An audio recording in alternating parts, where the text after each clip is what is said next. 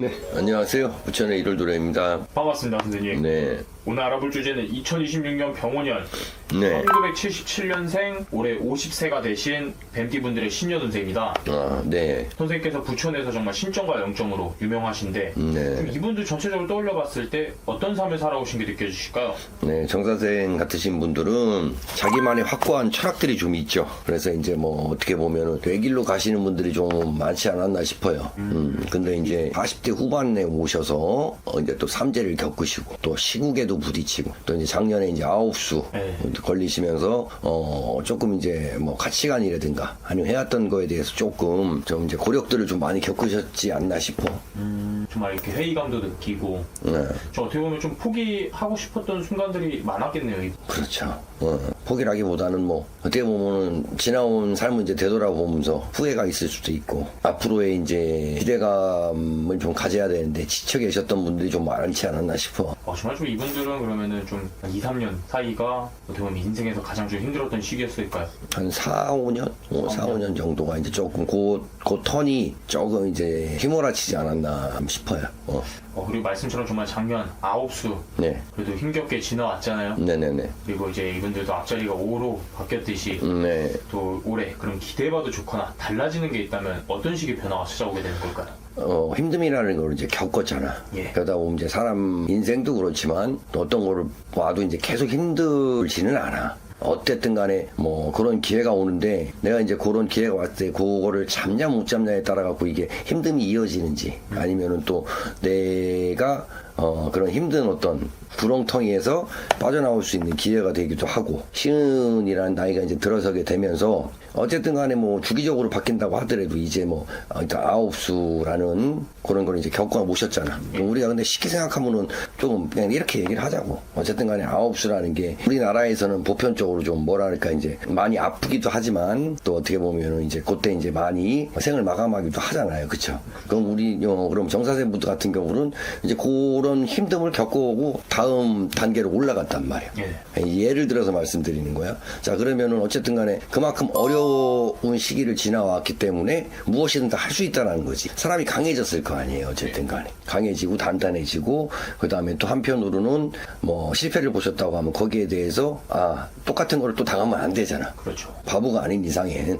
그렇죠? 그럼 이제 그런 것들을 나의 어떤 밑바탕으로 잡아서 그리고 뭐 요즘 같은 세상에 뭐 아직 시은이라고 하면은 뭐 그렇게 늦은 건 아니잖아요. 요즘 같은 세상에는. 그렇죠. 지금 시대에서 어떻게 보면은 최소한으로도 한 번은 더 일어설 수 있는 기회가 있지 않나 싶어요. 그러면서 이제 시은이라는 게 되면서 이제 시은도 이제 시간이 지나가면서 계속 나한테 이제 기회라는 문이 계속 이제 다가온단 말이에요. 한 번, 두 번, 세 번, 뭐 네 번 이렇게 뭐 한두 번일 수도 있겠지만 여러 개일 수는 뭐 5번, 6번이 될 수도 있고 이거는 기회라는 운이라는 문이 다가온단 말이에요. 그래서 충분히 반전을 꾀할 수 있는 운이다라고 말씀을 드려야 될 것 같아.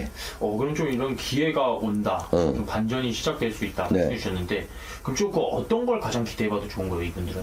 이분들이 이제 가장 기대해 볼 것은 물론 뭐 이런 기회가 온다고 그래서 갑자기 내 금전이 확 풀리지는 않아. 하지만 내가 일어설 수 있는 힘이 생긴다라는 거란 말이야. 다시 한번 이제 뭐 희망을 가져볼 수도 있고 내가 일어설 수 있는 그런 뭐랄까 이제 그런 왜 사람이 일이라는 게 그렇잖아. 어떤 뭐 상황이라는 게 그렇고 일단은 내가 무언가를 하고 거기에 대해서 좀 즐거움을 느끼고 희망이 생겨야 내가 거기에 대해서 더 열심히 할 수가 있는 거잖아. 그냥 맨날 똑같은 시간을 똑같이 보내고 오늘 어떻게 살았나 내일은 어떻게 살까 막 이렇게 하다 보면은 사람이 의욕이라는 게 없어지잖아요. 그쵸? 근데 이제 그런 의욕 자체도 좀 살아날 수 있는 그런 기회가 그런 해가 된다. 그럼 그 올해 자체가 운기는 받쳐주는 거네요, 이분들. 그렇죠.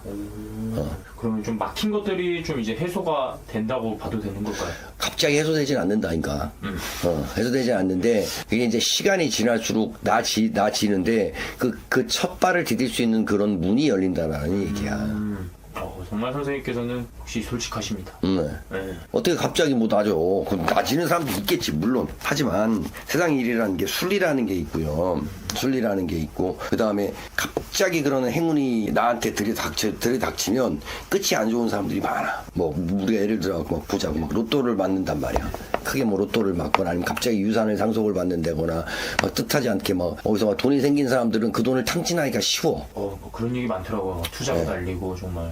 그러니까 뜻하지 않는 그런 돈이 들어오면 그 돈은 나한테 머물기가 힘들단 말이에요. 하지만 뭐 정사생 분들 같은 경우는 그런 운이 열려서 내가 그 기회를 잘 잡아가면서 순리대로 그 운하고 나하고 같이 맞춰가다 보면 이게 더 탄탄해지고 과거를 돌아봤을 때 똑같은 실수를 반복을 안 하면 된다라는 거란 말이야. 어떻게 보면 선생님께서는 정말 좀 이분들의 4, 5년 전, 뭐 5년 전, 작년 한 해 그 힘들었던 것들이 느껴지시는 거잖아요. 예. 그러다 보니까 어떻게 보면 이제 정말 지친 만큼 다시 한 번 더 일어설 수 있는 발판이 된다. 그렇죠. 그러니까 이제 정사생 같으신 분들은 희망을 좀 가지시고 좌절이나 포기보다는 나한테 이제 다시 이제 내가 이제 헌옷을 벗고 다시 새 옷을 입는다는 기분으로 그런 각오로 다시 한번 좀 열심히 살아주셨으면 좋겠다라는 취지도 있어요.